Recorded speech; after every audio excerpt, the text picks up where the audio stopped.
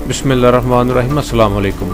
एक अहम खबर के साथ हाजिर हूँ और मैं हूँ डॉक्टर मोहम्मद फ़ारूक। गुजरात से खबर शामिल करते हैं, जहाँ महकमा ज़राअत की तरफ से किसानों की सहूलत के पेश नज़र प्लांट प्लानिंग का एहतमाम किया गया।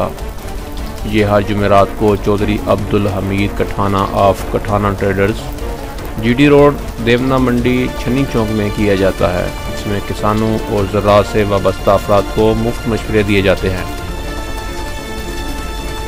अब चूँकि गंदम की बिजाई का मौसम है, इसमें ज़मीन की तैयारी, खाद से मुतल्लक और जड़ी बूटियों की तलफ़ी के मुतल्लक आगाह किया जाता है।